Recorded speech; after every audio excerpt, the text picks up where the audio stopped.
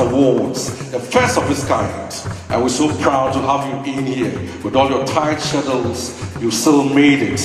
Thanks so much, Your Majesty the King Otumfuo Osei-Tutu II, to grace this program with your presence. And with that, I'll humbly seek your permission to start this event. Thanks so much.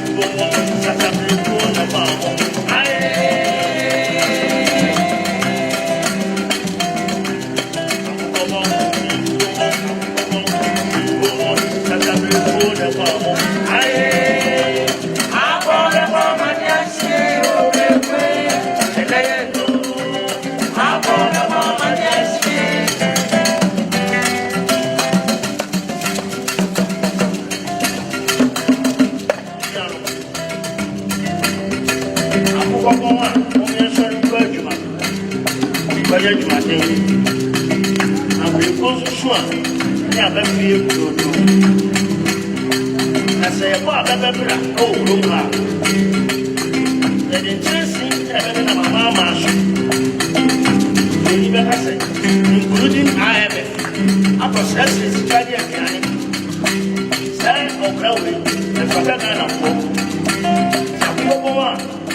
On your son of Bergman, and propose to farm, never fear to.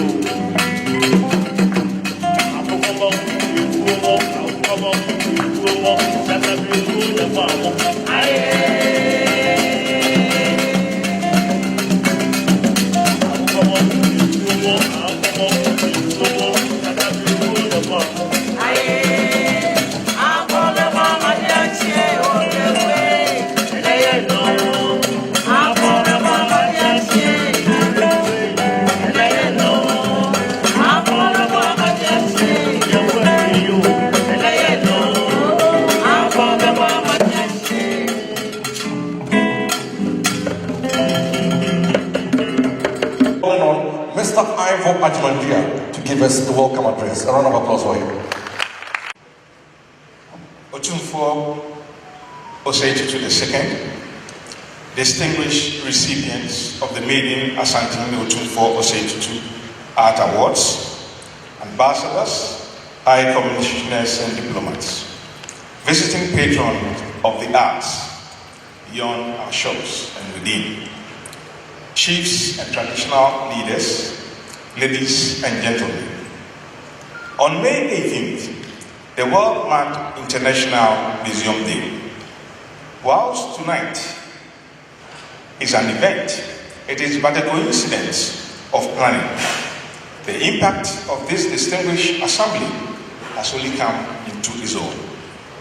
Between the 10 individuals who will shortly receive this inaugural Artist Laureate Award, their works are or have passed through over 200 international museums around the 6 continents. They have been recipients of major art awards and for over 50 years have been part of the avant-garde second generation icons. Professor Emeritus of Painting and Sculpture, public artists and galleries, they have been the creators of the homes of the powerful and everyday people. This assembly is in place because a year ago, on May 1st, 2024, the Asante expressed the wish the Menchia Palace Museum to look at ways of sustaining contemporary Ghanaian art, which had recently been at the mercy of European, American, and Middle Eastern markets. There has also been the temptation of young artists seeking validation externally with the Sotheby's and Christie's of the world-known galleries, and of their dreams because of creative place. This was when the British Museum and the Victoria and Albert Museum returned the 200-year-old Asante gold and silver regalia, looted from Kumasi, and which led to the exhibition Homecoming, Adversity, and Commemoration. If artists should be engaged through awards for their most exotic works and acquisition for the new contemporary gallery, which is here, that Otumfuo has recently built, it was thought that the industrial leaders should be acknowledged first. It was not difficult to do so by the jury and with your endorsement as private collectors with Lady Julia. Surprisingly, these recipients were also delightedly surprised of their further glories. They have traveled from across the country to be here, and with families who live in England, the United States, and over 70 others from our national capital, Accra, the Volta region, as well as the Upper East region. The inaugural recipients are upper-class artists who are friends, love each other, and some say they are also wealthy. It is perhaps the first time in decades of their gathering. An art professor at Yale University in the US told me last week that after today, it will be difficult to get these men of the world together again. The other delight is that the new museum you will soon unveil Otumfuo will be the first in the country to collectively have their handmade works.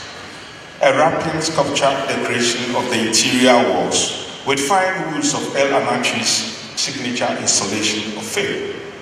It is similar to the draping wall sculpture corridor of the 2007 Venice Biennale that took the world by storm. There are Atudilaki's early 1970s paintings, as well as Abdani Glover's oil ones, Nigo's commemorative works, Peggy Appiah's 80-year-old collection of gold lace, their proverbial meanings and of fine art, of Kwame Akoto, better known as Almighty Axe, and Nana Opoku Amponsam, all coming together in different ways and stories.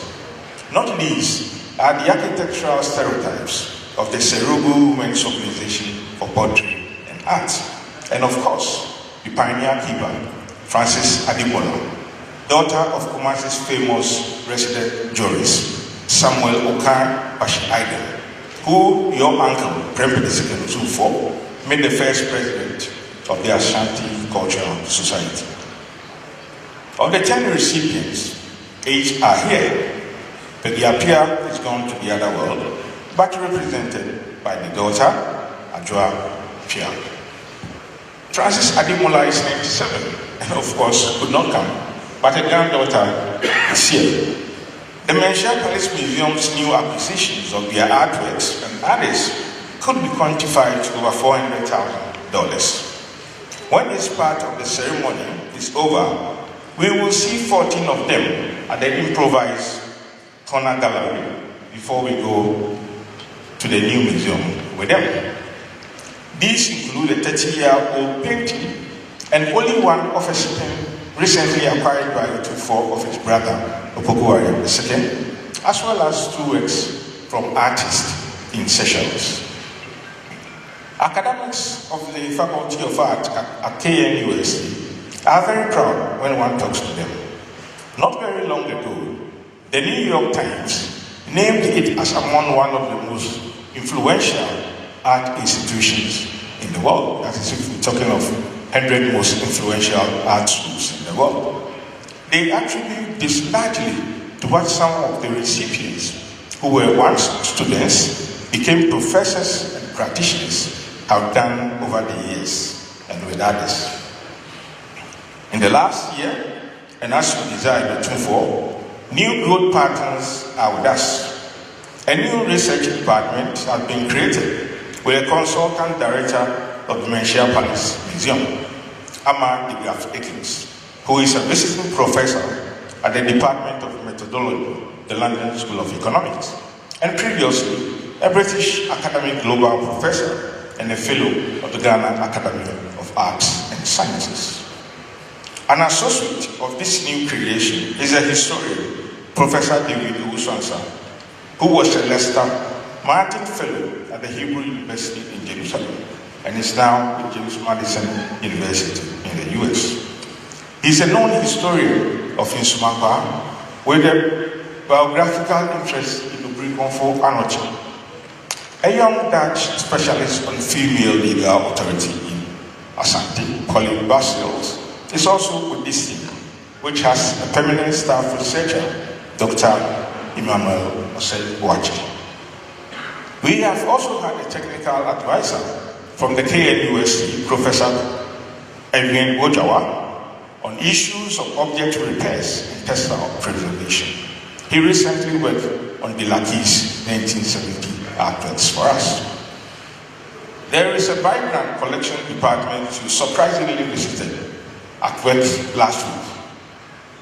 From an early modest collection of 500 since the museum's establishment in 1995, it has grown to about 3,500 in the last 25 years, and in growth measurement at least 20% per annum in the last 3 years. After the major structural reforms, recruitment came to an end this week for the business and financial development, which will also ensure our effective international development operation goals. With today's event, we have worked with UNESCO, representative in Ghana, and with staff, led by Mr. Edmond Okala, including an artist who has helped with the endowment that we plan to have. We have also signed an MOU with Justice and Repair of the United States, which receives its funding support from the MacArthur Foundation in Chicago. They will support our international advocacy and have collaborations in this and other editions of the award.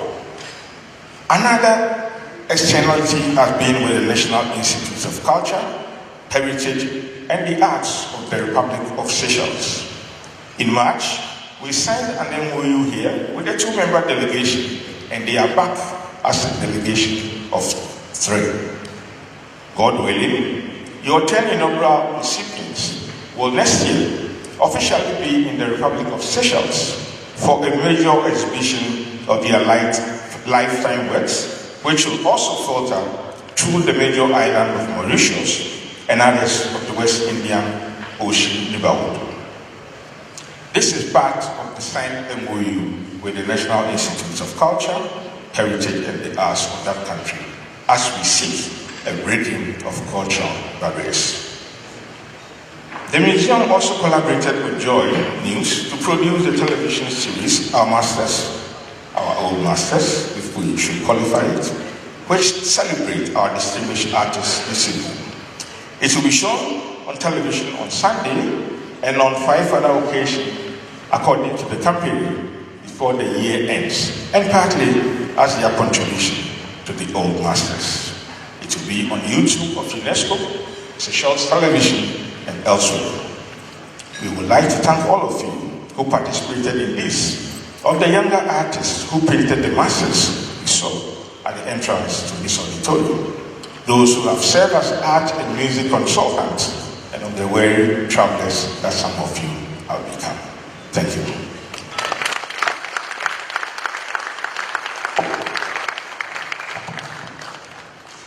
Thanks so much, Mr. Ivo Ajimandia, Director of the Mensa Palace Museum. Once again, a round of applause for him. That's my elder brother, you know. We are all from Seychelles. Put your hands together for him. So, we have some VVVIPs here who've braced the odds to make it all the way to Kumasi, to Asante, to the land that flows to Ghanaian, to the land that has the 16th occupant of the Golden Stool, who's bringing modernity to leadership. Ladies and gentlemen, a round of applause one more time for His Majesty the King. And to our special guest, I start with Abenayo Wale Eden and wife Adjoa Apia, Finance Minister for the Republic of Nigeria. Also in the building we have His Excellency Tong Defa, Embassy of the People's Republic of China. And then we have His Excellency Juliet Bayana Sutherland, Barbados High Commissioner and Embassy of Barbados. For the young ones, that's the hometown of Rihanna's hometown, Barbados. And then Mr. Jackson Ngabonziza, and representative from Rwanda. Put your hands together for them. And then we have the people from my country. Peter Schmidt van Gelder, Deputy Head of Missions, European Union. Put your hands together for him. And then we have Miss Aura Rossi, Country Representative, World Food Program, UNESCO. We also have my own Miss Dawn Sutherland, Executive Director, Office of the Bahamas High Commissioner to Ghana. She vacated a big residence in Los Angeles, California to relocate to Kumasi. And when she came to Kumasi, she has built schools, hospitals, and she's taking care of all the homeless kids around her vicinity at Atasumaso. Ladies and gentlemen, Madam Dawn Sutherland, please can we see you because I know about this. And then Raquel Duku, founder and CEO of Black Curriculum Lavinas Net UK. We also have Pamela Bassa, Head of Partnerships and Diaspora Relationship, British High Commission. Mr. Edmond Okala, UNESCO Country Representative. Justice and Repair Delegation, UK and the USA Justice and Repair Foundation, the rep. Mr. Ren Ke, Embassy of the People's Republic of China. Mr. Lungo Zhao, Embassy of the People's Republic of China. Miss Karen Clark, artist from Virginia, Office of the Bahamas High Commissioner to Ghana. This is not the first time to Ghana. I've counted about 3 times of her being in Ghana and doing benevolent work for all the people living in the Asante region in Ghana. Thanks so much and welcome to Kumasi, Madam Karen Clark from the United States. Michael McMensa, Marketing Director, AI Diesel Limited, or A1 Diesel Limited, Mark Mensa. Representatives of the Asante Professionals Association, my people. Honorable Dr. Amako Hene, Asante Regional Minister, I'm sure he's being represented by the Mayor. Honorable Richard O. Podi, Kumasi Mayor. I'm happy that he's doing it for the press because now we have a press man. Those of us who talk so much in the seat of the Mayor, let's see what he can do. And then Honorable Kodom Pianim, former Chief of Staff, Ghana, and the President before. Anyukama Lubi Akwara, the first Paramount Queen of Sirigu. Mr. Akonko Akurubutia, representing Paramount Chief of Sirigu. Professor Rita Akosia Dixon, Vice Chancellor, KNUSC Kumasi. And for your information, the Chancellor of KNUSC is His Majesty the King Otumfo Osei II. And then Professor Frederick Kwakusafo, Vice Chancellor, Apiamenka University, Kumasi. And then we have Professor Samuel Kofi Afrani, Vice Chancellor, Christian Service University. And then Professor Kwabena Ekran Paru, University of Education, Winneba. And then Dr. Kwabena Dako Ekwama, Ho Technical University. Professor Ahmad de Graft Akins, University of Ghana, Legon. Mr. Anthony Jim Fuga, Fiato of Anyako Oto. Mr. Daniel Amlalo, Executive Director of EPA. And finally, Mr. Azu Mwabu, former Director, Science Museum, South Africa. Put your hands together for all these dignitaries who made it all the way to Kumasi and to the palace, Michelle. With that said, we're going for our poetry recital by Nana Asase.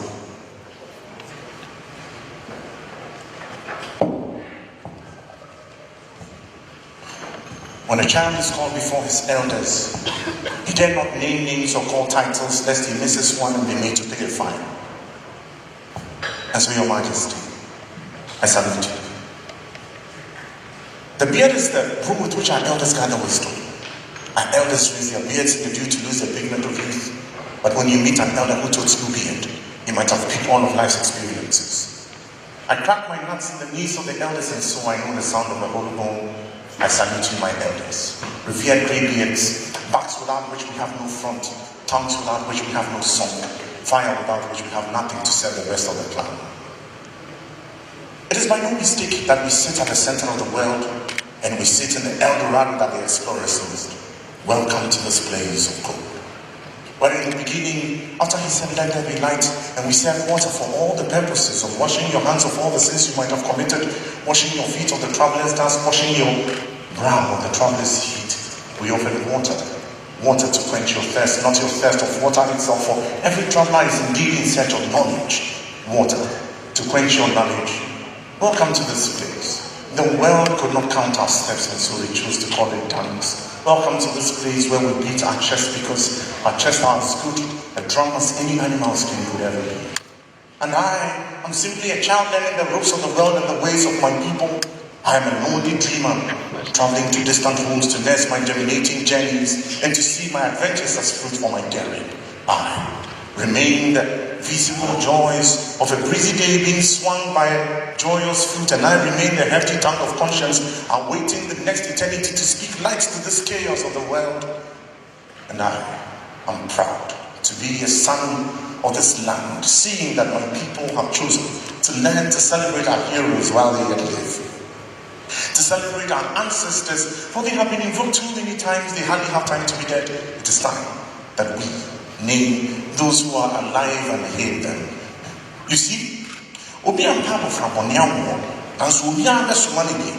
And so you see, they say the cock that crows to wake up the whole neighborhood belongs to one household, and so when a child has achieved greatness, finally everybody wants to be affiliated with him. Welcome to this place, where we make our own rain, and then we plant our seeds, and then we ensure we have a bumper harvest. We turn around to celebrate, for indeed it is sad that the men who break their backs to carry the grains will be denied a mouthful. And so tonight we carry all the weight and place it on the burden of the crown. The burdens of a great vision weigh the shoulders of the mind and people. And so tonight we gather to celebrate the crown. The crown that carries weight. That's my crown. To me, money, if you say, to me, a young will say that in I the same way, in a never cut young once. Indeed, I will say, you didn't say the same book, near young once. Ura, that was near way, a fair. When I put on Adam and Tungus, said what I will Adam in green, or better your Some things are only said in the mother tongue, and so you see, when the head has learned to carry weight, it takes the neck to hold it in place. But when the neck has been held in place firmly on our shoulders, nobody really talks about the burden that needs to be borne from one point to the other. Tonight we gather to celebrate amazing talent. They say we will cross 7 rivers of life, 1, 2, 3, 4, 5. And so when you are at 10, you have weight. What we drew, why you drew the bone, to drew. Tonight we celebrate 10 of our amazing people. 10. Put our fingers together. 10 exceptional talents that the world cannot contain. My people, we have come on a good matter that is short. And so in celebrating greatness, I choose to wear black. This place where they call black, darkness is the only backdrop against which light can be seen. Darkness is the only backdrop against which gold can be seen. Our gold is not stashed in votes, my people. Our gold is right here in our midst. Our gold is the amazing things that these fantastic people will do so that young ones like us will carry their legacies in our knees so that as far as our legs can carry us, our tongues can tell these stories. Let them say, my yet in Sen Nahose, my no in Chima, Ebisuania to the Kutujunia Kandacha Sen, a Wokrank one of it. A friend Nanasas, or Mama Quentin of us. I'm the writer king who sips communion wine from the calabash. Tonight I came to pour libation, not with drink. Tonight I came to pour libation to you and you and you. All of you who keep the center of the world going round, and the world has no option than to turn with it. A child that will live long needs no child. If you doubt me that this will live long, look round, look to your neighbor, and then when I pass, look behind me. Asante ebetina hoda, Ghana ebetina hoda, Diopim Swadia ebetina hoda. And as I say, on Mama point of view of us, you see, when you two chia, Obedi, when you two a swan, let's wait. If you say, as someone marking, no cray, Majano, Medani, Majich, and one, in answer, Moniu, Edinkrahini, Iwa, or say, on deeper soon. And in the air, teacher at us, and young sign. To me, any 2 years at ye will be. So we in another one or what? Ajiname, and Bofrana, dear, may call. Officer say, your business, your bar, Pimbo, so your Ghana dish, Pimbo, so your son's mind dish, Pimbo. See, yes, it will be one say, and the Yaki, and the answer, it will be minimum with Yankopon. This good matter is yet to be started from the very beginning.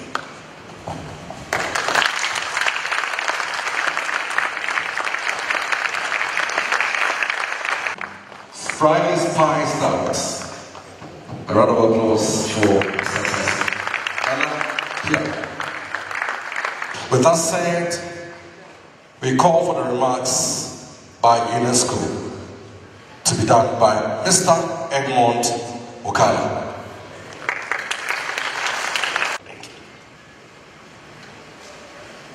Asante Hene, Otumfo, Osei Tutu, Otosu, Mieno.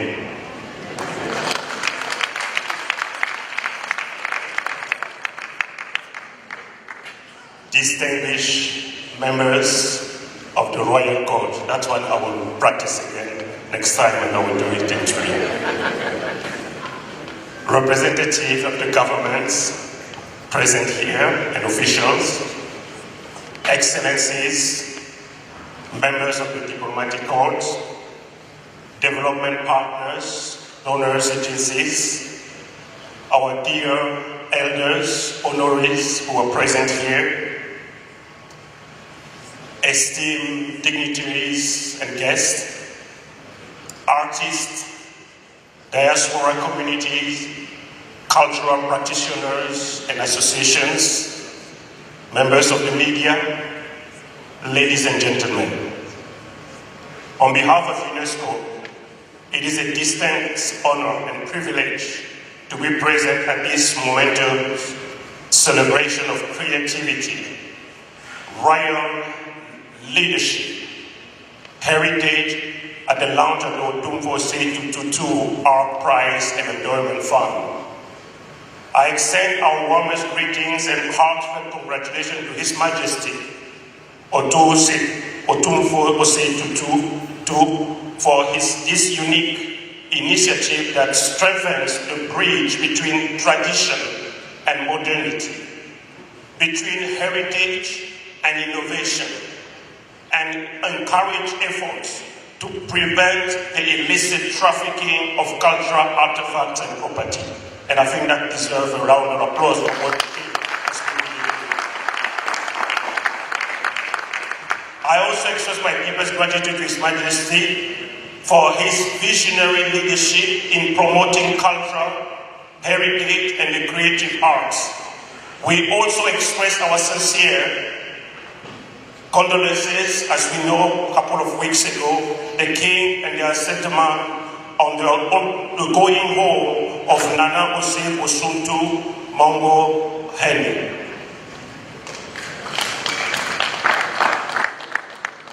The Otumfo Osetutu Art Prize and Endowment Fund, the first of its kind, stands at the transformative interface between traditional practice and contemporary expression, showcasing how Ghanaian culture continues to evolve while remaining anchored in its rich and diverse roots.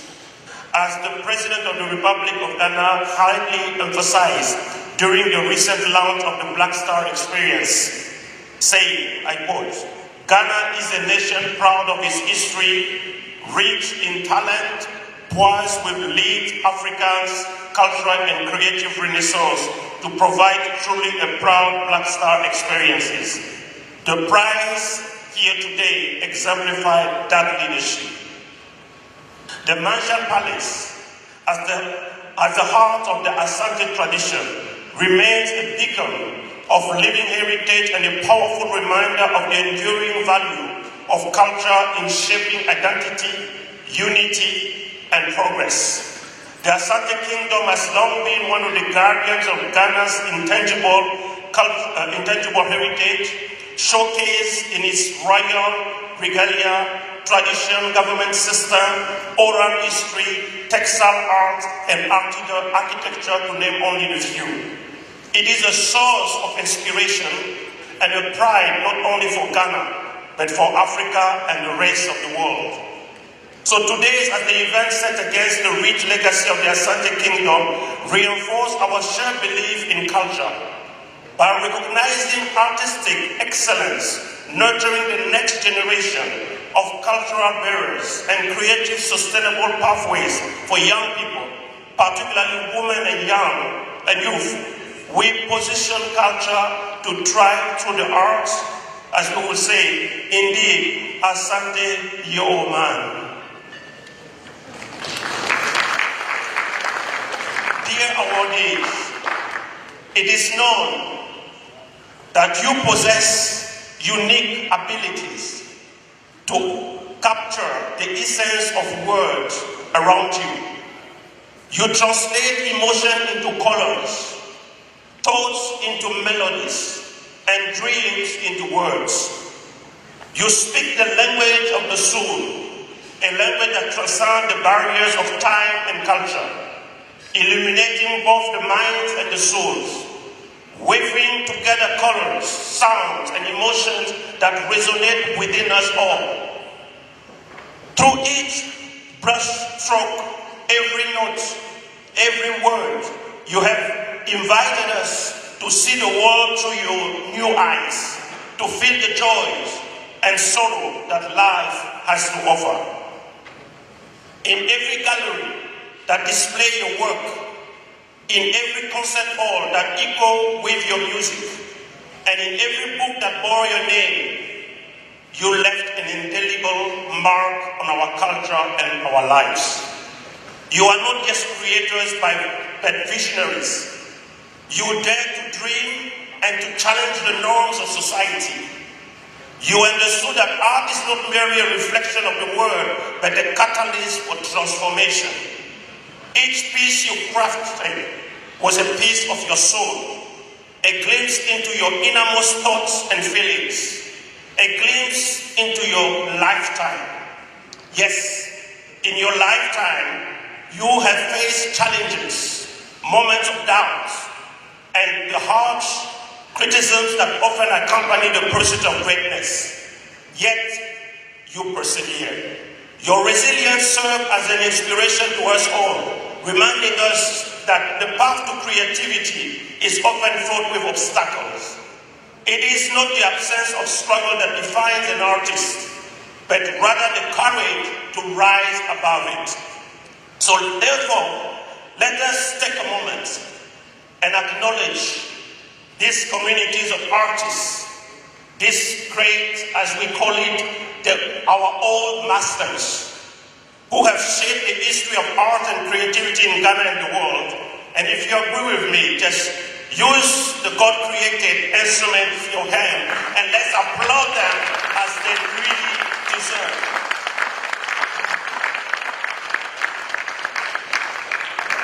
Ladies and gentlemen, I thank you for joining me for that tribute. These remarkable artists who will forever remain in our hearts, remarkable individuals whose lives stand as a living testament to the power of creativity, passion, and artistry. As we pay tribute to them, let us carry forward their legacy by inspiring future generations who dare to follow in their footsteps. And I'm happy to say that Ghanaian contemporary art through painting, sculpture, textile, ceramic, digital art, and more has made remarkable strides on the world stage. From the internationally acclaimed Ghana Freedom Pavilion at the Venice Biennial curated by Nana Ofiarata Ayi, to the global respected platform like Gallery 1957, Nubuke Foundation, Ibrahim Mahamas Red Clay Studio, and Amoako Boafo Stott Ateliers Ghana is a redefining of the boundaries of African creativity. The Art Prize launched today, therefore, does more than just reward excellence. It cultivates a generation of living human treasures, such as Agiako Nimo in traditional music.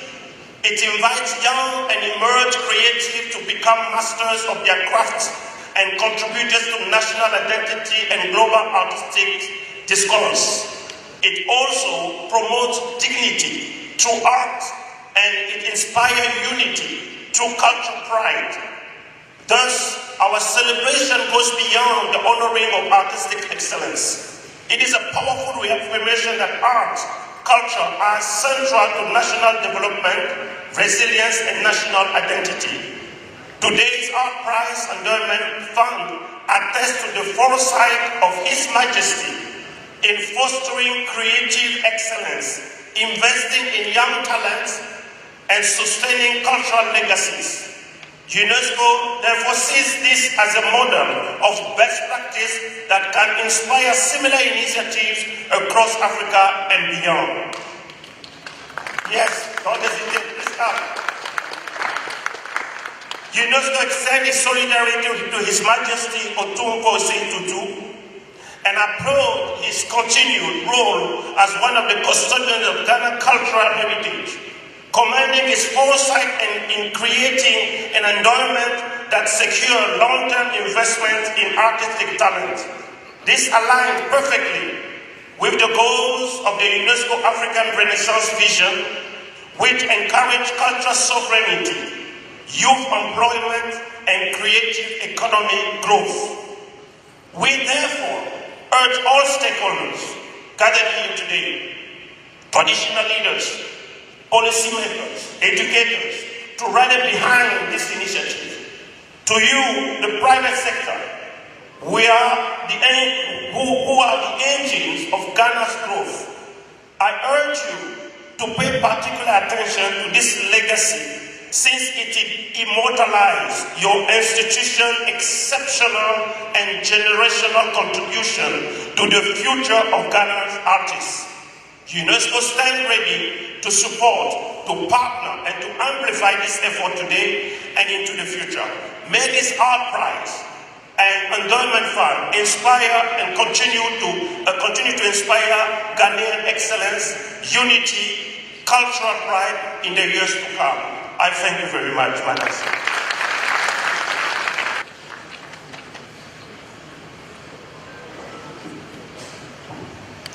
A round of applause one more time for the Hene.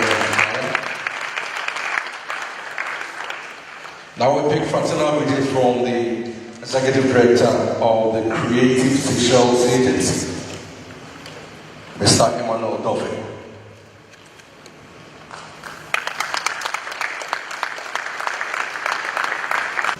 His Majesty Otumfuo Asante Hene, distinguished guests, ambassadors, and members of the diplomatic corps, distinguished artist laureates, distinguished ladies and gentlemen, good evening. On behalf of the Seychelles Cultural Institute, it is a pleasure to be in Kumasi again, less than 2 months after we signed an MOU with the Palace Museum. This is one of the most progressive and promising for the Indian Ocean Islands, as it continues to engage better with the rest of the mainland continent. Our collaboration is in the creative arts and museum management, which explains why a strong delegation from the Seychelles Cultural Institute is present here tonight. When Ivo Ajemen Doué was in Seychelles last year, he purchased some contemporary paintings of women's social mobility in architectural design for this museum. He explained that in the 1890s, women fashion in Seychelles had impact in Kumasi as the Asante Seychellois dressed the same way in the 1930s and 40s. Some of the architectural and landscape scenes of the Asante exile camp was also an interest. The home gardens of some of the Asante returnees, as reflected in the paintings, he told us, were Creole habits from Seychelles and had been cooking spices. We have since brought other paintings and received tons of work, of literary work of Ghana and West Africa for our National Library.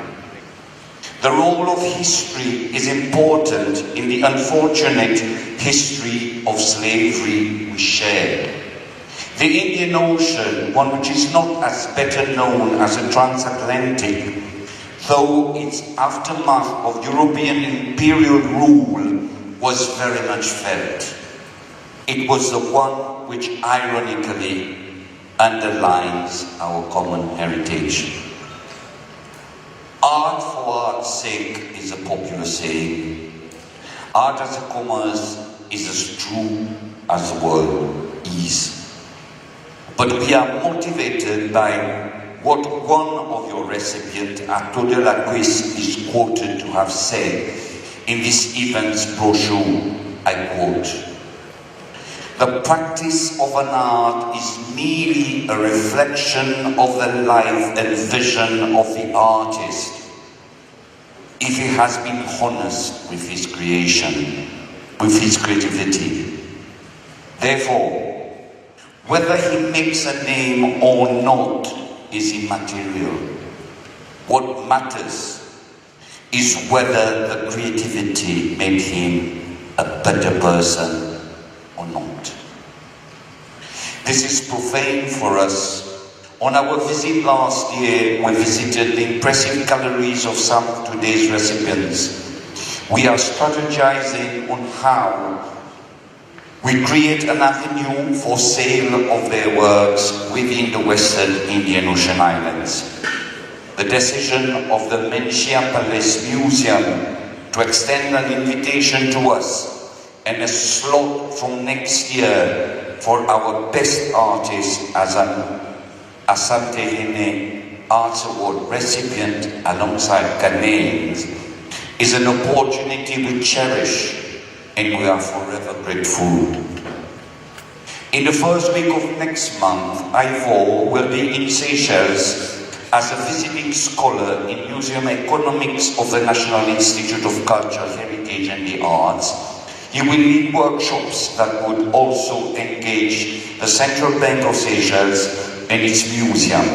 It has also been through this Palace Museum that we will benefit from courses by the Fowler Museum of the University of California, Los Angeles, and of the Victoria and Albert Museum.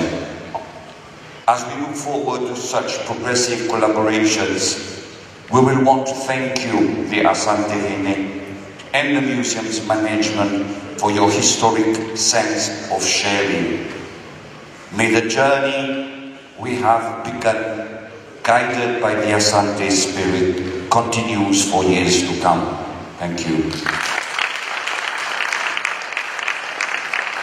On the program, we need to move very fast. Remarks by the European Union Ambassador to Ghana. Representing His Excellency Achad Razali. The launch of the endowment fund is just on the way. Ladies and gentlemen, the European Union Ambassador to Ghana, the Rep.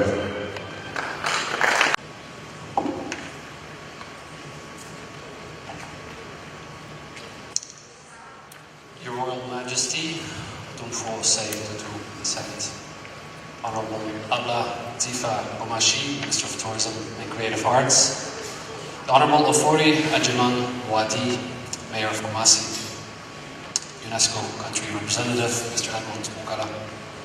Members of the Diplomatic Corps, Nananom, ladies and gentlemen. Memamo Adro. Good evening.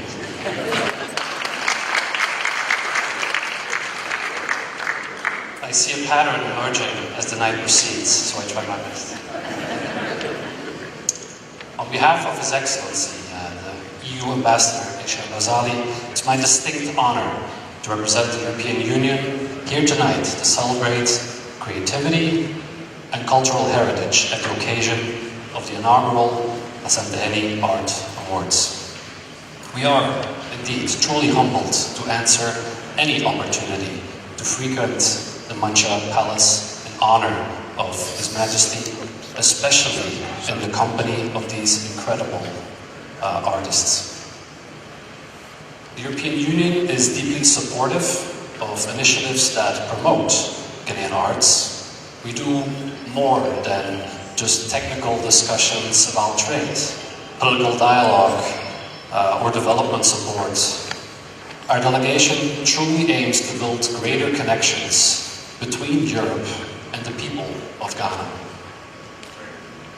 And in doing this, we take the Sankofa bird as a source of inspiration, nicely illustrated here in the front.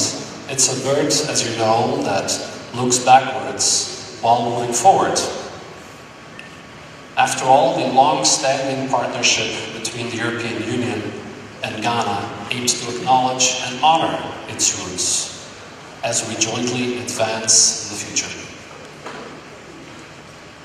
For the European Union, promotion of arts is expanding for three key reasons. The first is the importance of the preservation of cultural heritage and celebration of diversity. From the Bolga baskets to Asante architecture to the kente that beautifies this entire nation, Ghanaian arts truly illustrate the history and diversity. Secondly, the European Union also promotes the arts as it builds community. I think this should not be underestimated. Art forms like the spoken word, like music, painting, are really essential forms of human expression and inspiration that helps to build bridges between communities, but it also creates mutual understanding and tolerance amongst communities that may differ. And third, the European Union supports the arts because it serves as a mobilization vehicle for young people. I understand we are celebrating the old masters, but one day the old masters were young and they needed to start their careers as well. And I think arts as an industry requires support as well from all of us in order to make sure that young artists can become a part of this wall as well, a part of the old masters. I'm sure that the distinguished artists that are in our midst will concur that surviving as an artist really requires not just talent, not just creativity, but also an entrepreneurial spirit and a permissive work environment. And we are pleased that His Highness has contributed to such a good work environment. And at the EU, we are pleased to be a partner and a friend of Ghana in building such an environment. These are not just hollow words. We do a lot of initiatives.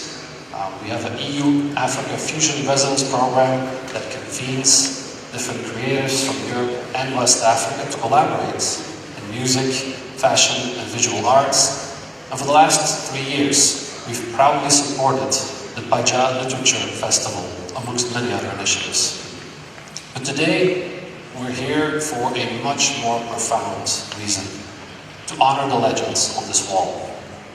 Among us, we celebrate icons like Professor Abladi Lofer with impressive canvases, Professor Ato Delakis, pioneer of Ghanaian modernism, visionaries like Kwame Akoto, and all of the others we're celebrating here today.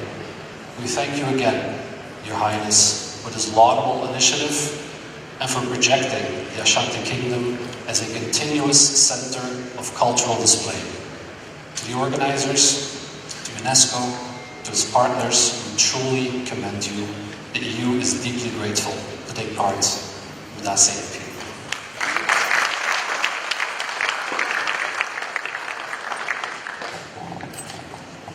Thanks so much for being here. Now we call on Mr. Edmond Bukala, UNESCO, and Mr. Ivo Ajimendia to take us through the launch of the endowment fund, which will not take a long time at all. After that, we get to the main thing, where we get to honor our heroes and heroines. Your hands together for Mr. Ivo Ajimendia and Mr. Edmond Bukala. The launch of the endowment fund. UNESCO that we will have to have a sustainable plan so that year after year we don't go running around looking for money that may not come. So UNESCO decided to bring on board a consultant who is very good at doing this, who lives in Benin and was one time with the African Heritage Trust in South Africa. So we've been working with him and he's been good enough to come over, and we've also spoken to corporate organizations, individuals in the banking sector, financial institutions and non-financial institutions, and we have a good number of them who are willing to support. So this is basically to let you know that there will be this coming up shortly, and it's not a time for us to tax you with what we want to do. So Mr. Mukala will say a couple of words to support this, and then we sit. Thank you, Ivo.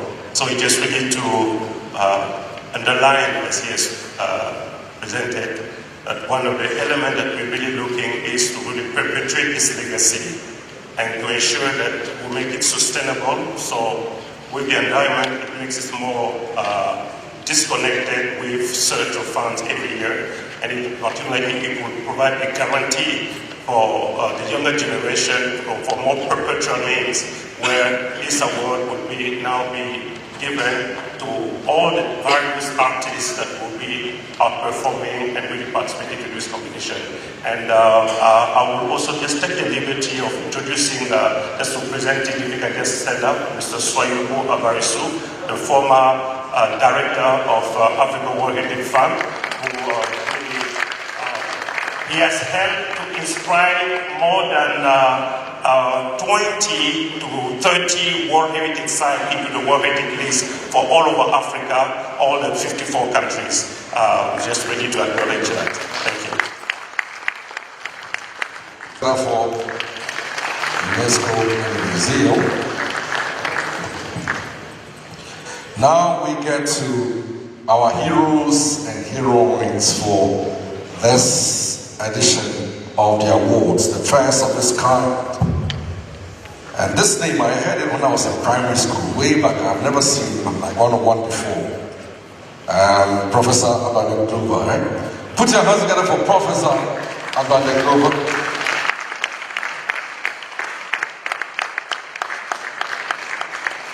And then there's another one that's going to be added today as well. Ato Delaki.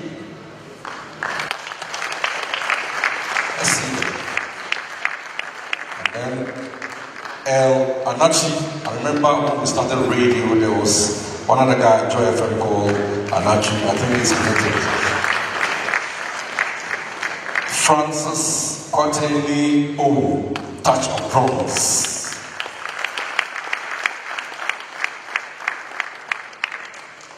Francis Ademola, Lady of the Loom.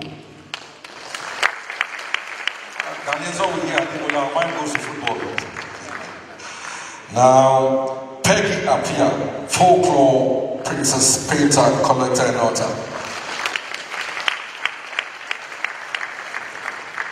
Kwame Akoto, a rebel becomes public artist.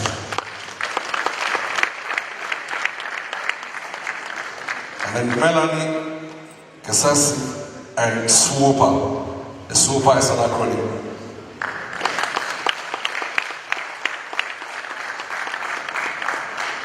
Nana Opoku Amponsa Tumfo Veswasa, and Ghanaian College of Art and Design.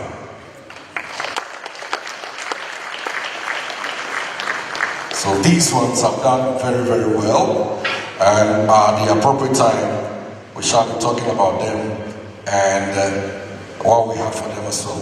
For now, we call on Professor Amma de Graft Akins, broadcaster, Mr. J.O.T. Ajima. When I saw J.O.T. Ajima, I was like, which of them? And then Ms. Apioko Siram Ashom Abe, a poet, cultural practitioner, and art curator. Now these three will be on stage to help with the presentation and everything. So let's put our hands together and bring them on stage. Professor Amma. To the second, Nananum, distinguished ladies and gentlemen, it's an honor to be asked to give citations to 4 of the 10 featured artists today. I will start with Professor Ablade Glover. Professor Ablade Glover, artist, educator, cultural icon, was born in 1934 in Accra. He's credited and renowned as a major pioneer in the development of contemporary African art. He received his undergraduate training in art from the Kumasi College of Technology, now Kwame Nkrumah University of Science and Technology, KNUST. He received further training at the Central School of Art and Design in London, completed a master's degree in art education from the University of Newcastle upon Tyne, then obtained a doctorate in art education from Kent State University in the United States. His studies abroad have a fascinating origin story. When he received an admission offer from the Central School of Art and Design in London, it didn't come with a scholarship. So he decided to raise his own funding by producing and selling new paintings. W.E.B. Du Bois, the eminent African-American sociologist and pioneering theorist of Black Atlantic studies, and his wife, Shirley Du Bois, lived in Ghana at the time, having been personally invited by President Nkrumah to resettle in Ghana. Mrs. Du Bois was the director of the Ghana Broadcasting Corporation and also an art patron who supported local artists by organizing private viewings and exhibitions. She facilitated an exhibition of Glover's new paintings to critical and commercial success. She then discussed Glover with President Nkrumah, urging the president to support the young, gifted artist, and followed through by facilitating a meeting with the two gentlemen. Her advocacy worked. Nkrumah's cabinet approved a scholarship for the young artist to undertake graduate training in the UK. This set off his graduate training journey in the UK and the US.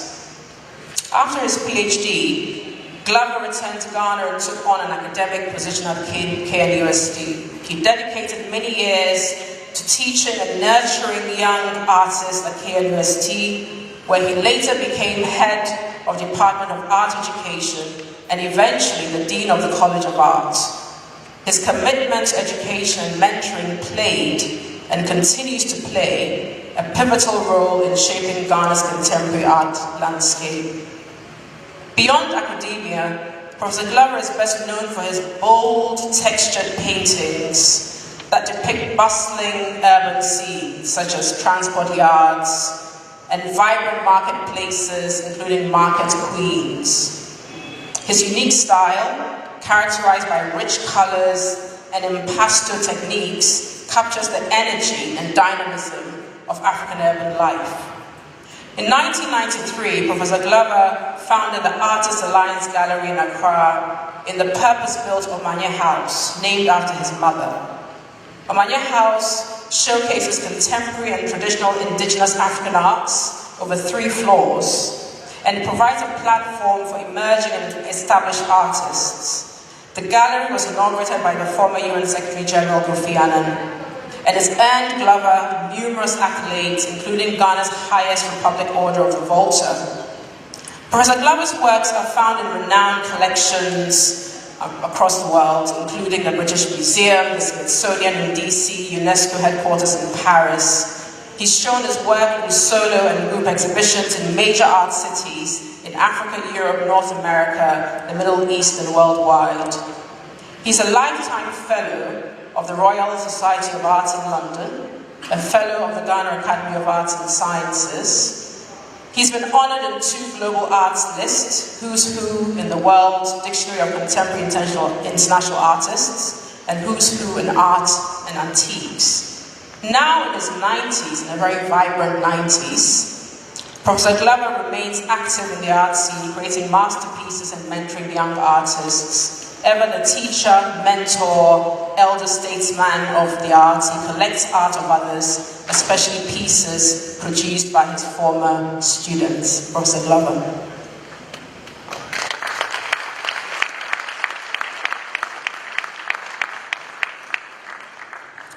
The second artist I've been honored to give a citation for is Professor Atu Delaki.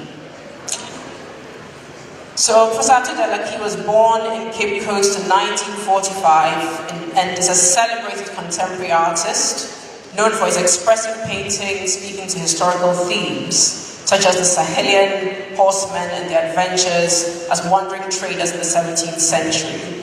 For decades, he taught at the College of Art, KNUST, and was the last dean before the college was renamed the College of Art and Built Environment. He retired as an associate professor and dean emeritus of the college. Professor Delaki attended Achimota School in Accra, where his artistic talent flourished. He studied design in Paris and then returned to Ghana to KNUST, where in 1971, he obtained a BFA First Class Honours in painting, drawing, and printmaking. He completed and received an MFA, Masters in Fine Arts, from the Tyler School of Art, Temple University in 1975. Delaki's art is inspired by his childhood and youth in Cape Coast, where he was fascinated by horsemen, as well as comics featuring cowboys and native Indians. His most iconic theme, Sahelian horsemen, for example, springs from these youthful preoccupations.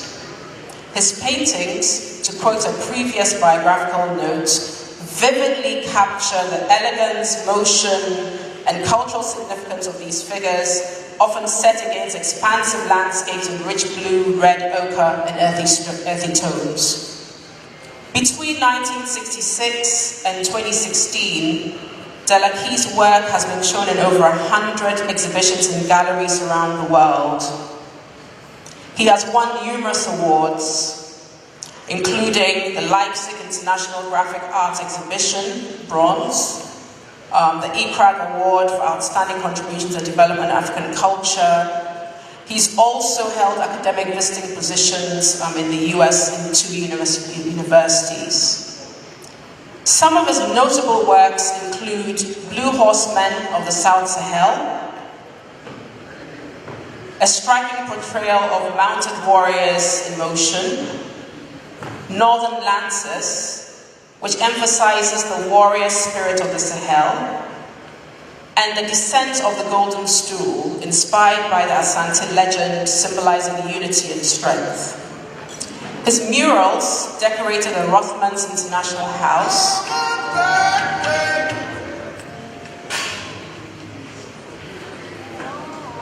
the National Parliament of Ghana, and Kwame Nkrumah's Young Pioneers Building, which was destroyed in 1962. Professor Delaki is an avowed Pan-Africanist and anti-colonialist. His paintings trace deep connections to African histories and identities. He also writes on these themes in journals and essay anthologies, for example, Art and Nonsense in relation to the African condition, and why African artists should also write. Ladies and gentlemen, Professor Atu Delaki.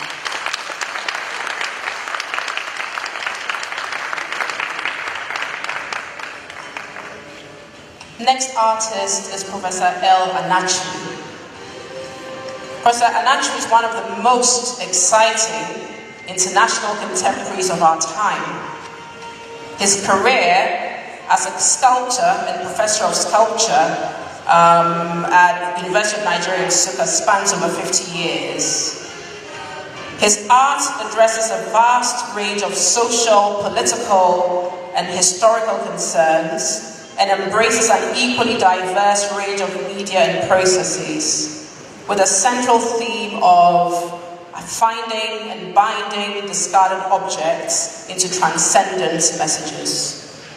His installations have attracted wide and reverent international attention, with audiences fascinated by what one critic described as sumptuous, mesmerizing works made from thousands of aluminium bottle tops. During the Venice Biennale in 2007, he transformed the facade of the Palazzo Fortuny by draping it in a shimmering wall sculpture. As part of the 2012 Paris Triennale, he decorated the entire facade of the Le Palais Galleria with a striking work called Broken Bridge. In 2013, his monumental work, Chia Chia, Searching for Connection, covered the entire facade of the Royal Academy of Arts building in London.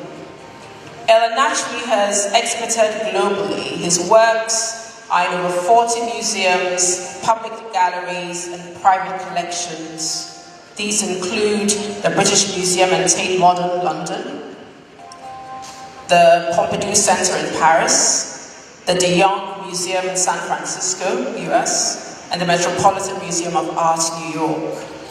He's a recipient of numerous prestigious awards. He received the Prince Claus Award in 2009, the Royal Academy of Arts presented him with the prestigious Charles Wollaston Award for his aforementioned work, Chia Chia. In 2014, he was made an honorary Royal Academician. He was awarded the Golden Lion in 2015 at the 56th Venice Biennale for Lifetime Achievement. He's also received honorary doctorates from Harvard, KNUST, Bard College, and in 2023, he was voted in Time Magazine's 100 Most Influential People. Professor El Nachwi now splits his time traveling the world, speaking engagements, and working in his studio, which he recently built in Tema, Accra's Twin City. Ladies and gentlemen, Professor El Nachwi.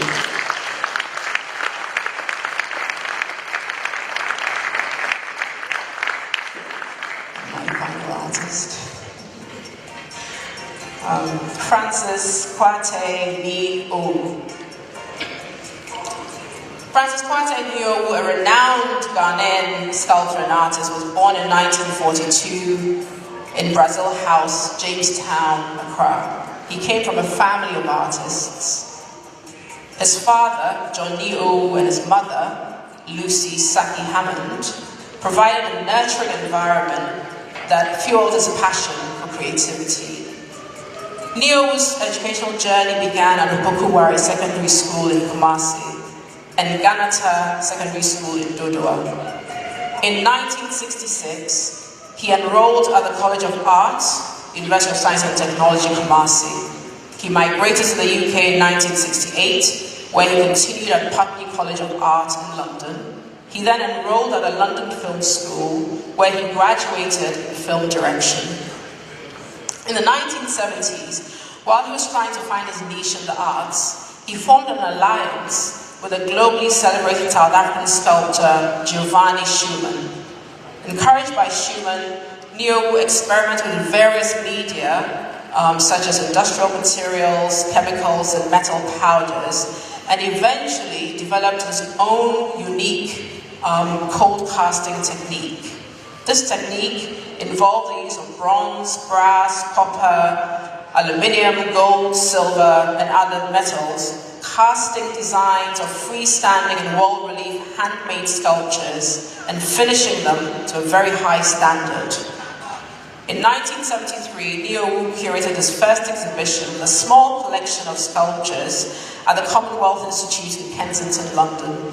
The impact and response of this exhibition encouraged him to carry on in the gold casting technique, to which to date has accrued a collection of over 1,000 designs. Over the decades, Niowu has participated in numerous international exhibitions and has commissioned for prestigious projects. One of his most notable commissions came from the BBC in 1981, where he designed reliefs for BBC's state-of-the-art lifts at Bush House in London. He also designed the coat of arms for Bahamas Embassy in London in 1982. In 1990, he spent time in Japan, where he worked alongside Japanese sculptor Kuma-san. Returning to Ghana in 1993, after 24 years abroad, he focused on sharing his knowledge and built an international standard art gallery and studio workshop in Accra.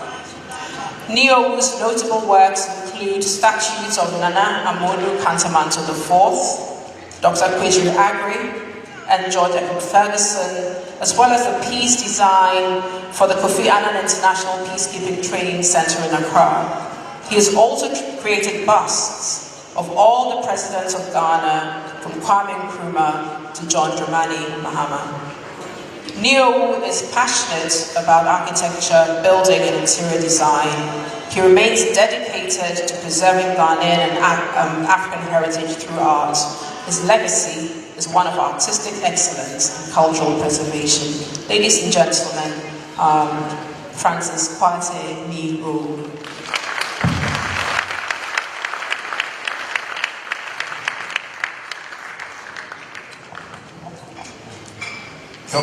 Your Majesty, please permit me to continue with the citations. Frances Ademola.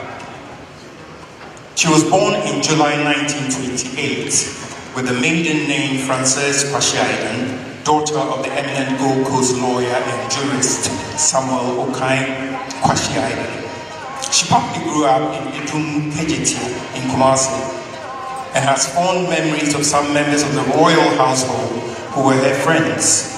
She personally knew His Majesty Otumfuose Osagyefo II, Alex Atta Yao Sherwantin, and others like Paul Boateng.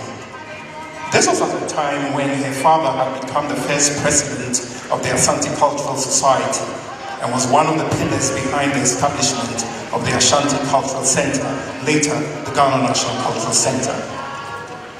After studying at government girls' schools in Accra from 1932 to 1939, she continued to Achimota School from 1939 to 1944, from where she went to the private boarding school at West Point School in Gloucestershire, England, and then to the University of Exeter at the age of 21.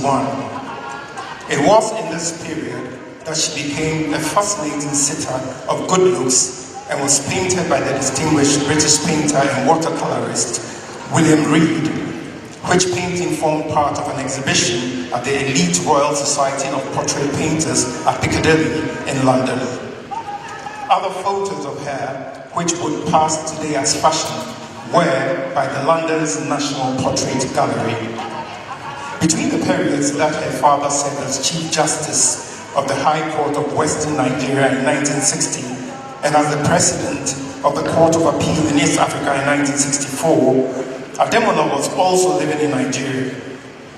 She got married to Adenikan Ademola, son of the Chief Justice of Nigeria, Adetukuntu Ademola.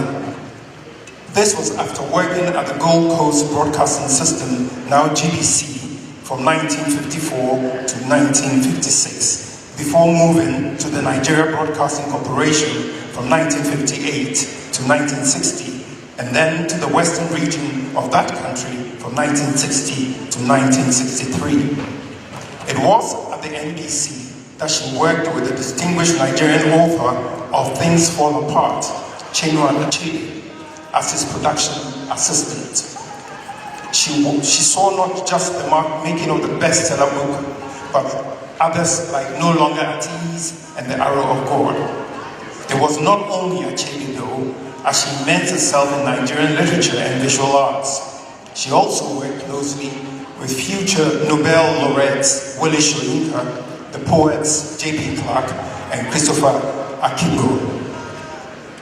Frances Ademola was the editor of the first anthology of post-colonial Nigerian writings, Reflections, Nigerian Prose and Verse 1962, which published these distinguished writers In an anthology of contemporary short stories, The Gods Who Send Us Gifts in 2017, to mark the 55th anniversary of the famous Makerere Conference on African Literature, which was edited by Ivo Ajimabia, Wole Soyinka, in a foreword, recounted what happened in 1962 on their way to the famous conference. Passing through customs, a Congolese soldier barked an order at Frances Ademola in French, which nobody could possibly understand. When she continued on her way, the soldier pushed her roughly. What followed was a minor fracas, but you don't show members of the Nigerian delegation and a woman at that. The Congolese had a mean reputation. Christopher Akibo, J.P. Clark and I got physical. It was after Ademola's return to Ghana 12 years later that she founded the first gallery, The Loom, in the center of Accra, at Kwame Nkrumah Circle, which gallery sold the artworks of over 100 artists, including Ablade Goloba, Atu Delaki, and Larry Otu, who would go ahead to distinguish themselves. The Loom came into being because she realized that apart from the famous sculptor Kofi Atuban of Achimota School, the musician Ifrimamo, and the philosopher J.P. Dankwa, and a small group, the Ghanaian cultural landscape was not as big as that of Nigeria and not as exciting. Ademola also devoted time to public policy and served as board chairwoman of the Ghana Library Board, Ethics Committee of the Ghana Institute of Journalism, and Accra Red Church Council. At 97 years of age, she has received the Order of the Volta from the Republic of Ghana from President Jerry John Rawlings, among other awards. Ladies and gentlemen, Frances Ademola.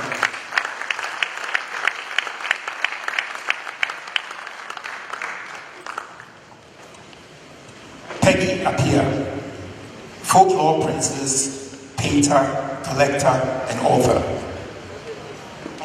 Peggy Appiah was the daughter of the British aristocrat and cabinet minister of the Exchequer, or Minister of Finance of the United Kingdom, Sir Stafford Cripps, and Lady Cripps. Appiah's grand auntie, in a sense, was the economist Beatrice Webb, co-founder with Sidney Webb of the London School of Economics and the Fabian Society. Her great-grandfather was Charles Cripps, the Right Honourable Lord Palmer, first Baron Palmer and leader of the House of Lords. Her marriage to the Ghanaian lawyer and statesman, Joe Appiah, became a sensational Western media engagement, which influenced, some say, the production of the 1967 Hollywood comedy drama, Guess Who's Coming to Dinner.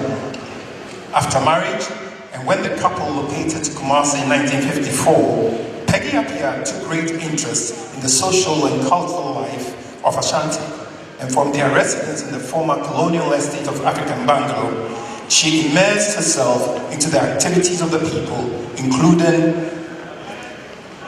Sir Oseajima Pembe II, Otumfuo Pukuwari II, and Otumfuo Osei Tutu II. And other cultural avant-gardes such as Samuel Kwashe Aidan and Alex Atayao Tremartin, who were trained classicists and anthropologists from Cambridge, respectively.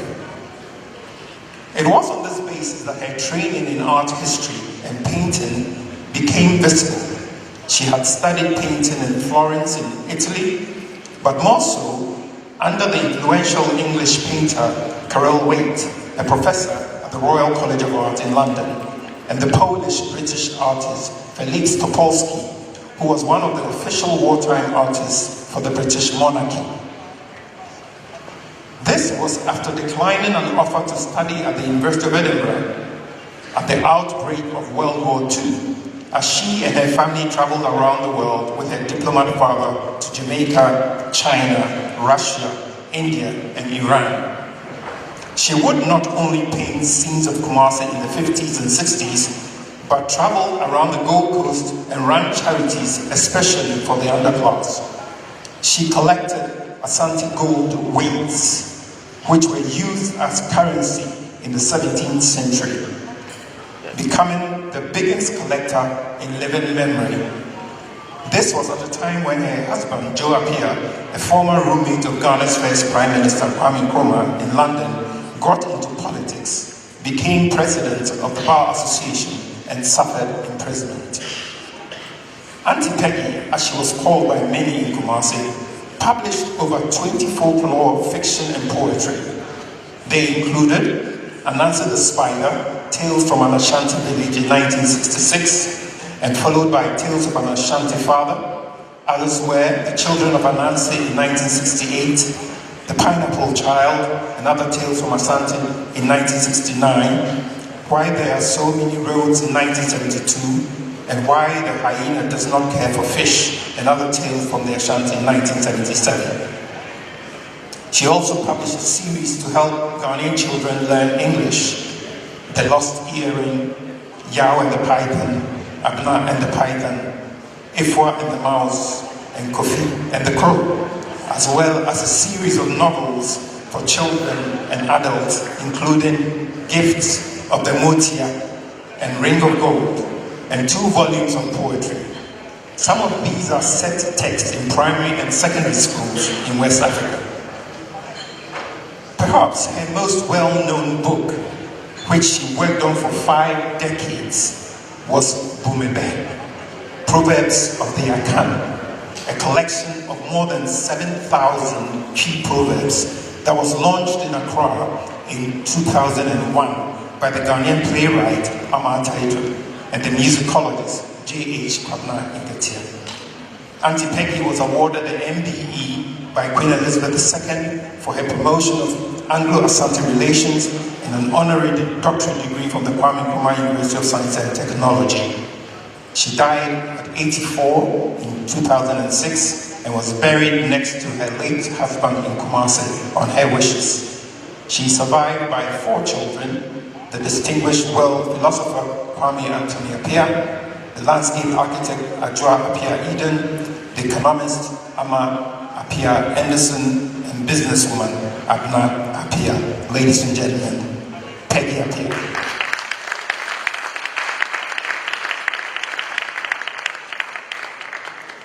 Kwame Akoto, a rebel becomes public artist. Kwame Akoto was born on November 25, 1950 in Ashanti New Town, Kumasi. He hails from Ntonso, a town known for its rich artistic heritage. His father, Openyin Kojo Apau, was an auto mechanic, and his mother, Madame Sarah Pipim, worked as a hairdresser.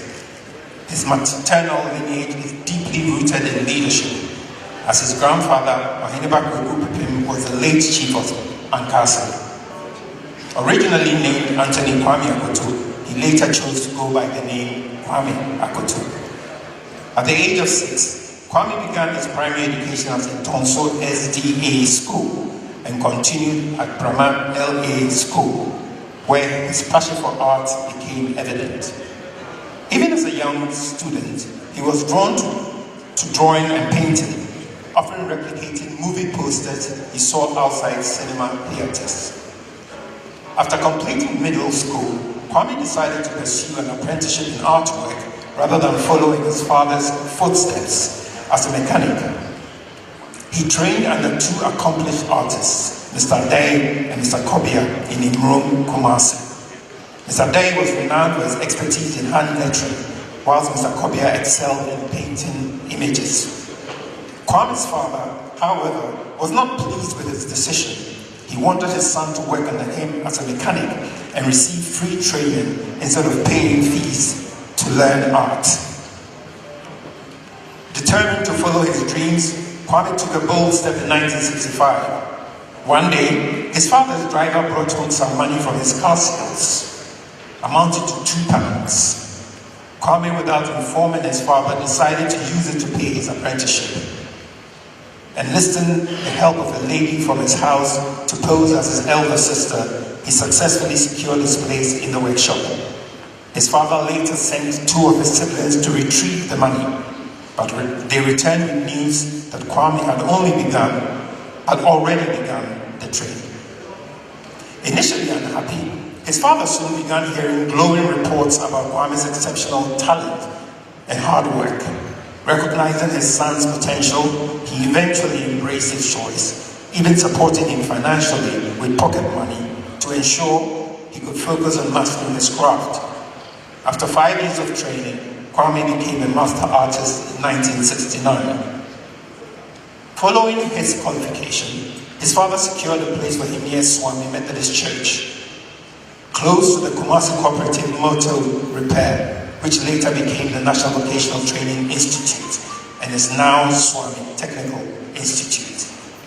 Kwame named his workshop Anthony Artworks, but a fellow artist with an existing workshop called King Anthony Artworks objected, fearing competition. Kwame changed the name to Almighty God Artworks, a decision that led to greater success. Interestingly, his competitor later changed his workshop's name to Mighty Jehovah Artworks.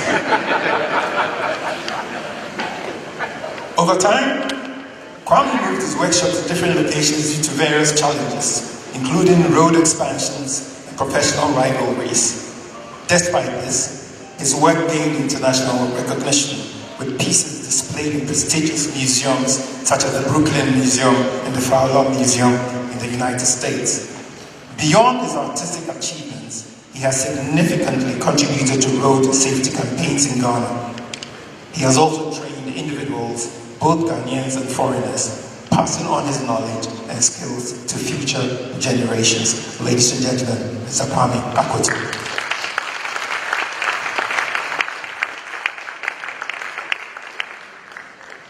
Your Royal Highness, with your permission, I'd like to continue the last 3 citations for our awardees of the evening. Melanie Kasise and Swopa.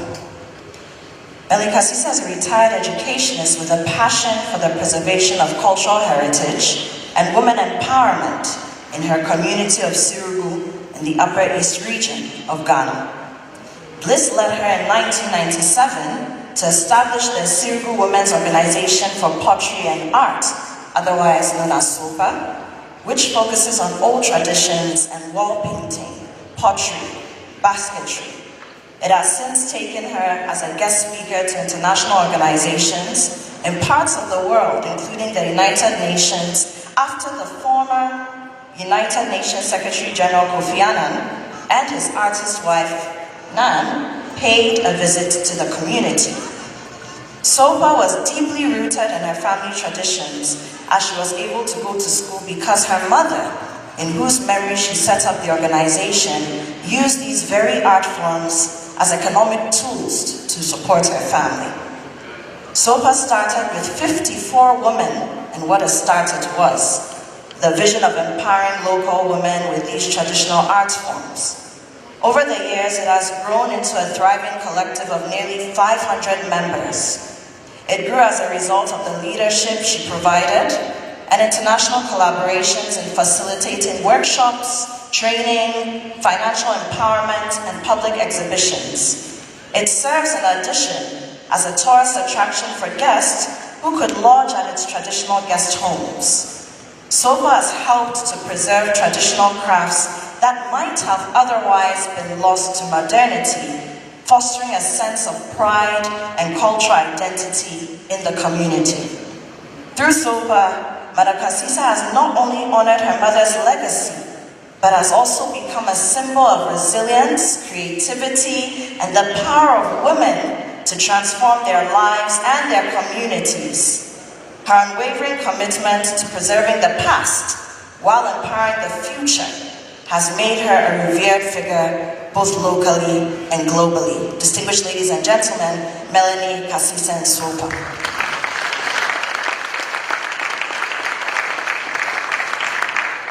Nana Opoku Amponsa Jumfo of Nswasi. Born on 1st October 1959 at Nswasi in the Asante Hene's at Hene Palace in Kumasi, Nana Opoku Amponsa Jumfo's lineage is deeply rooted in royal service of goldsmithery. Son of Ekuya Anane of Apemam near Durban, Kumasi, and Opei Kwejo Amankwa of Adamkwami. His father was a skilled goldsmith, and his grandfather served with honor as the Otumfuo Hene's the King Chief's linguist, a role great prestige brought to the cultural importance in the Asante Kingdom. Nana Opoku began his formal education in 1966 at St. Peter's Roman Catholic School in Bumpata, Kumasi, after which his father, recognizing the value of vocational training, arranged for him to learn goldsmithing under the mentorship of Opeye Kwekuba. To ensure focus and discipline, Nana Opoku was moved from his grandfather's house to live with his master. His master later traveled to Liberia, leaving him to continue his training under the tutelage of Opeye Kwame Dwabin. However, over time, Nana Opoku realized his expressed interest in auto mechanics. With his father's support, he transitioned to train in Peugeot repair motors in Kumasi, and he became a commercial driver. While at that, and following the passing of his uncle, the then Otumfo Hene, the elders of his family and community decided without his prior knowledge to nominate him as his uncle's successor. They were led by the Asafo, a chief stool carrier at Asafo, and he was eventually informed of the unanimous decision as the next Otumfo's Hene. Nana Opoku accepted the responsibility, and on 5th March 1990, he was officially sworn in, pledging his service and loyalty to the Asante Hene. In his role, Nana Opoku worked closely with the Adwumfoɔ Hene, bringing his craftsmanship and traditional knowledge into the service of the kingdom in which we are sitting this evening. Drawing on his background of goldsmithing and being a goldsmith's son, he has designed many remarkable pieces of jewelry for past Asante Henes and most notably for the current Asante Hene, contributing significantly to the preservation and elegance of royal heritage. Ladies and gentlemen, distinguished you are, Nana Opoku Amponsa Adwumfoɔ Ɔbɛnsoase.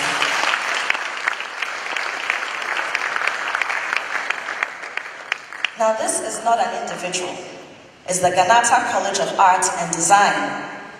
Ghana's old masters goes beyond the elegance of these great artists and others who are not covered in this edition of the awards, to academic art training and professional training, and at least, definitely not the least, is the Ghanaian College of Art and Design. We must award them tonight. It was founded by the leading cartoonist Yalwache in 1969 in Accra. The college provided a huge outlet for those who did not find themselves in mainstream secondary schools' art departments and could not therefore continue studies at the tertiary or the university level. Ghanaian was, however, afflicted with many administrative and licensure challenges, including with the Ghana Education Service, which never gave it the license to operate. And in 2014, there was a decisive break when it was closed down. Meanwhile, Ghanaian had turned out alumni of distinguished artistry. If the diploma in art it promised to give never got given, and instead it was a certificate, it is still a well-known college and deserves to be celebrated. Some of the works of the alumni of Ghanaian hang in public places and institutions in Ghana and are sold at well-known galleries such as the Artists Alliance in La Accra, with one of the interesting murals that is hanging in Abladi Glover's office by an alumnus of the Ghanaian College. Lubuka Foundation, the 1957 gallery also in Accra, and international galleries in Dubai, of the United Arab Emirates, London, and other European capitals. Some of the contemporary artists winning awards in Ghana, those long and shortlisted for prizes all over the world, include some of Ghanaian's alumni. The New Perspectives, Contemporary Arts from Ghana, a new book that categorizes and catalogs contemporary artists and their work. It discusses eminent artists, including the college, such as Kwesi Owusu and Koma, who studied between 1971 to 1974 at Ghanaian and would become a well-known artist in Germany. Between 2012 and 2014, after which the college was closed down, at least 12 graduates from the two-year streams had gone on to become national and international artists. They had also sought validation from other non-Ghanaian institutions of their talents and I'll name some of the artists. Ishak Ismail, who does paintings and has been exhibiting around Africa, the Middle East, and Europe. Amwaku Boafo, 2017 Jury Prize at Walter Koskatsky Art Prize and the Strabag Arts Award awardee. Serge Atupe Clote, who later studied at the University of Art in Brazil, UNGAR, and at a young age received an honorary doctorate from the University of Brighton in the UK with exhibitions all around the world. Otis Kwame Kwaku held residence in Los Angeles and exhibited Robert Project's gallery in 2020, attracting Vanity Fair, Art News, and Art Forum, amongst many others. Kwesi Botri, with new and well-known innovative color painting, attended Ghanata. Cornelius Ano and others such as Anan Afote, Foster Sechiama, Lord Hene Otrebo. What some of this group of under 40-year-old artists have strived to do in different ways have been to redefine what art is and who can become and who became who they are without standing in front of the obstacles that wanted to stand in their way. The academic art and practical art of the derogatory label, exhibitionist, which was once used to refer to great painters, but also academics like Abladi Glover, who is here tonight and is an awardee. This work that Ghanata did made it redundant. The best art critique and its appreciation could also be better done with open minds of the artist's circumstance and his or her right to what they want to be, and Ghanata stands for that. Distinguished ladies and gentlemen, the Ghanata College of Art and Design.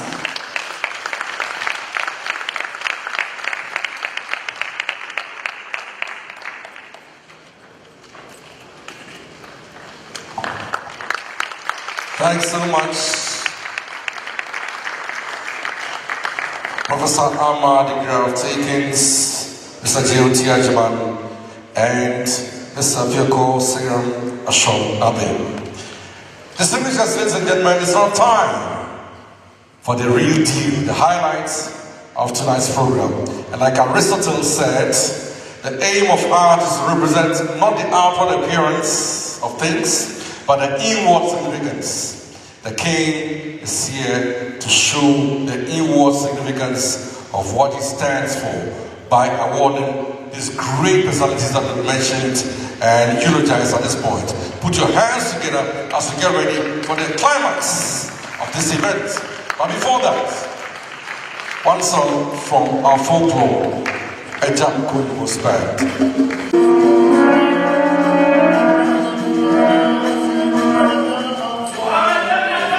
So now, when you hear your name,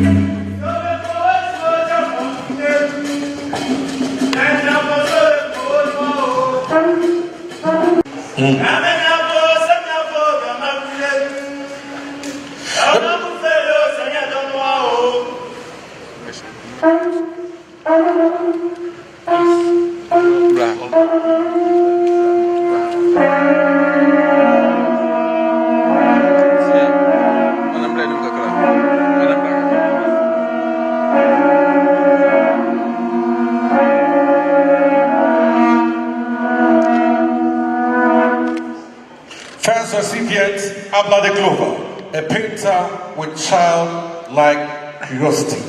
First recipient of the award. When you hear your name, you come and pick your award. Please put your hands together for Professor Abla de Glover.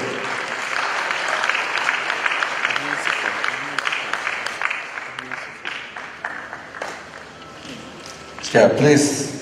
That handshake is very, very important and is full of blessing.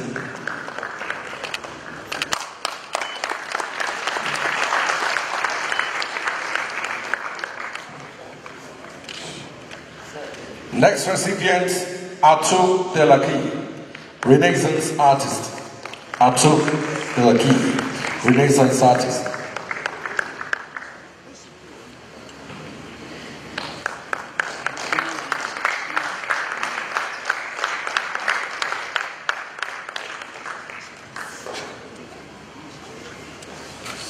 And Aklatu is closely followed by El Anatri, prodigious installation artist.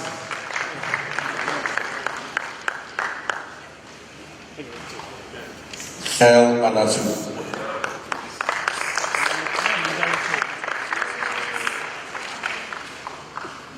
Next in line, Francis Kote-Neo, Touch of Bronze. Francis Kote-Neo, Touch of Bronze.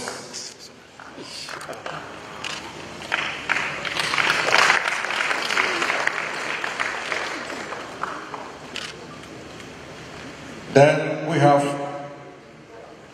Francis Ademola, Lady of the Loom. Francis Ademola, Lady of the Loom.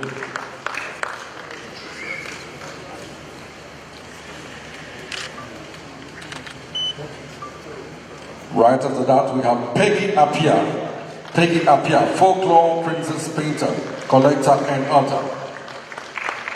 Peggy Appiah.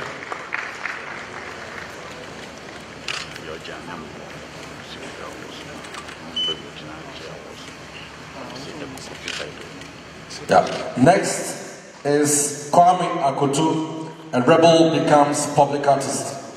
Kwame Akoto, a rebel becomes public artist.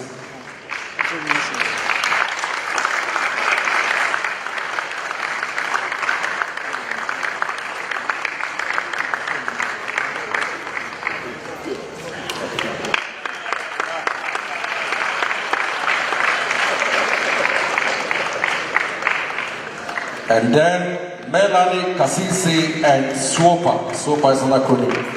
Melanie Kasisi and Swopa.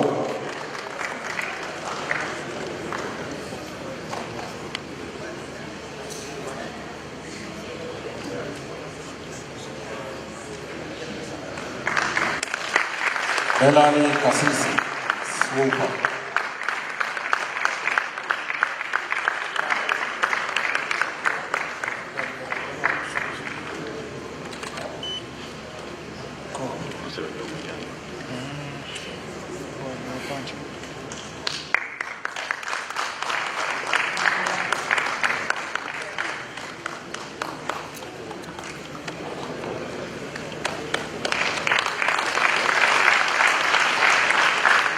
As a surprise for the king, artwork. Now, Nana Opoku Amponsatu for officials. Nana Opoku Amponsatu for officials.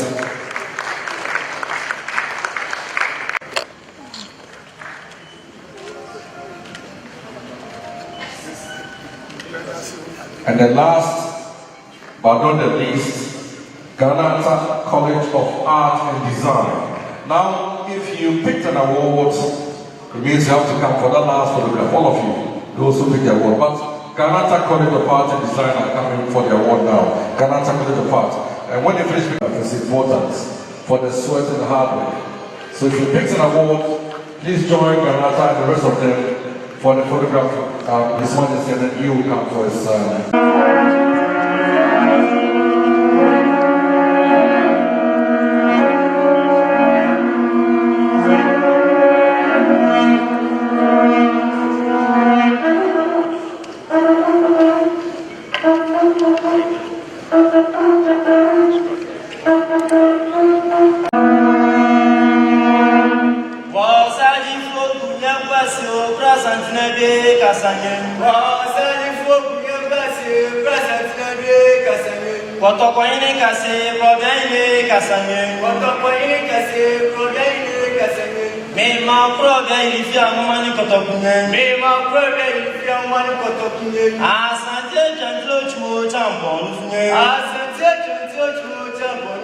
Asante sesiebo sumentiti. Asante sesiebo sumentiti. Robia santinebe kasanye. Robia santinebe kasanye. Osechiche ni modini avisio. Osechiche ni modini avisio. Wani nebenya seduso supenini akaba kuma sikapo bano. Wani nebenya seduso supenini akaba kuma sikapo bano. Obi na sebia kobe. Obi na sebia kobe.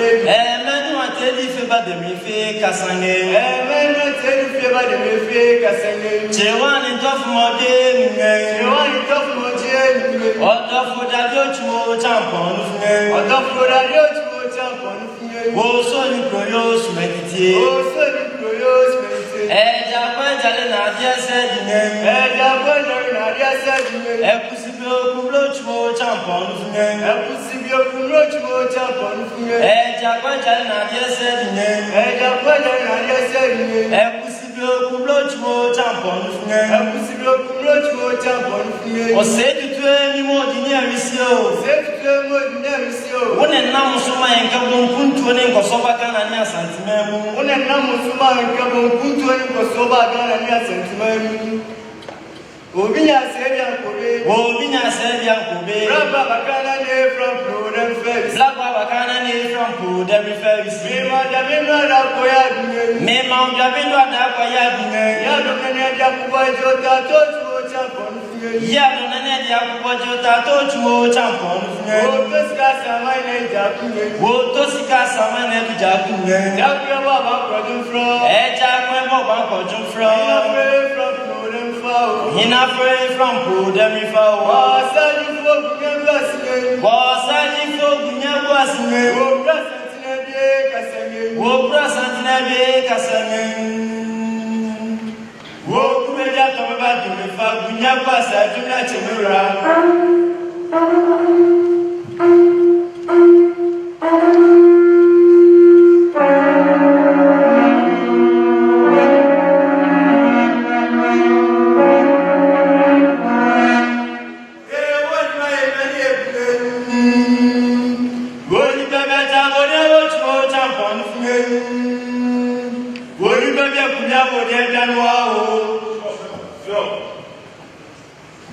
I congratulate all the awardees tonight.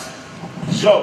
It's been an honor to have you here, and it was my wish that this came to be. Sure. So all those who were chosen were people that I thought were worthy of this award. So I thank you very much for coming. Sure.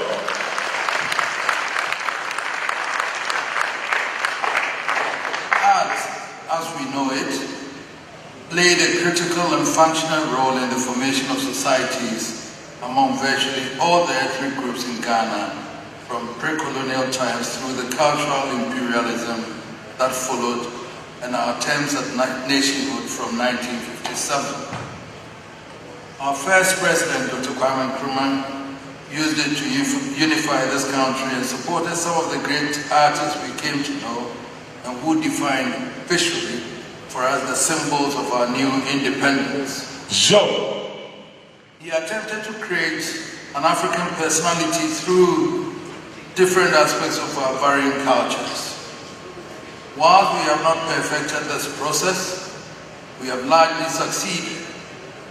Our coming together this evening and the people who have collectively accepted as elders who led the art movement have shown the world what we can individually and collectively achieve. Sure.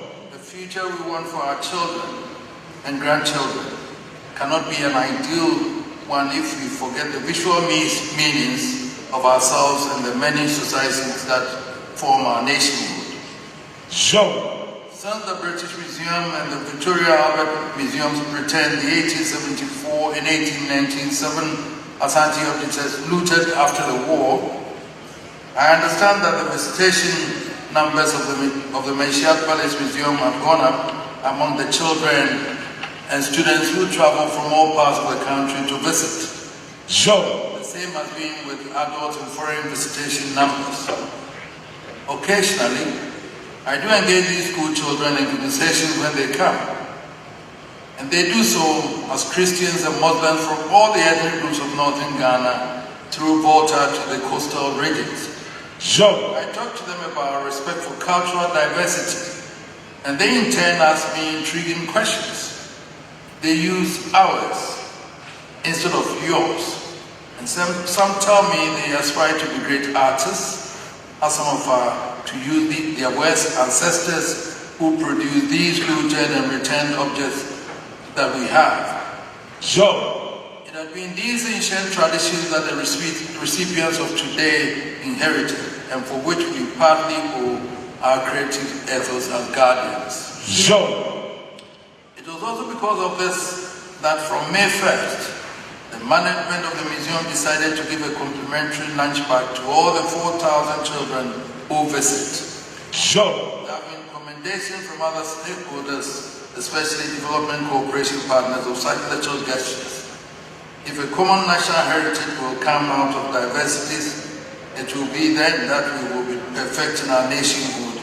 And when we do, these distinguished artists will forever be remembered.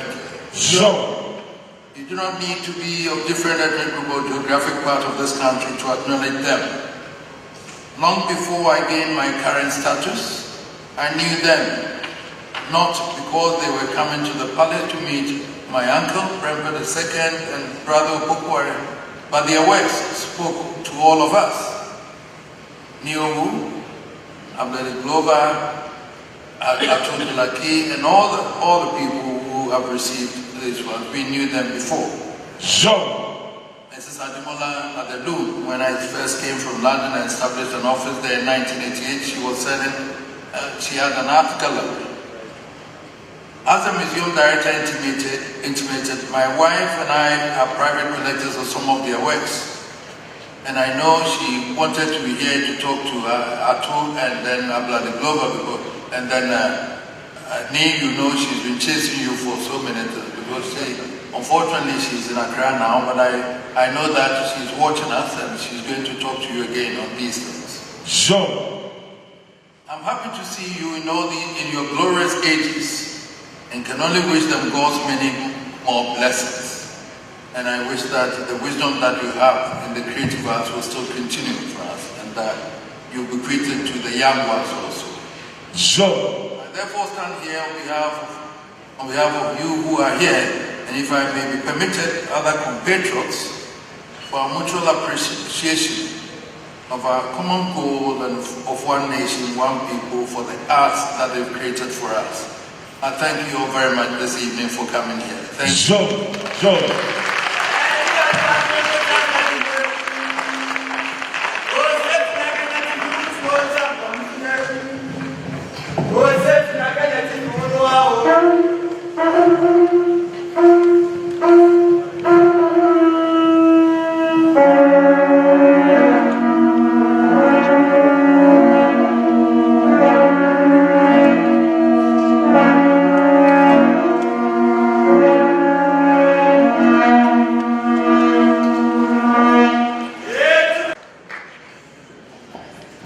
Good evening all. I'm here as a daughter of Ash. I do also have a husband, and I have to tender his apologies for not being here this evening. They said it was just too late to make it, so his sincere apologies. However, he's committed. Thank you. I also want to say thank you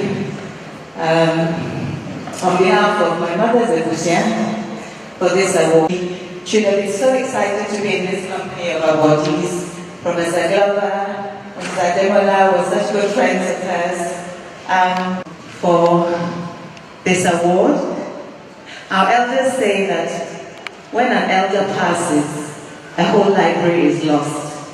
But with these awards and with the expansion programs that he has for the museum and so on, Otunfo is making sure that that library is not lost. It's not lost to the children of Ashanti and to the children of Ghana and the children of the Thanks so much. Asante, thank you. Thank you very much. Thank you.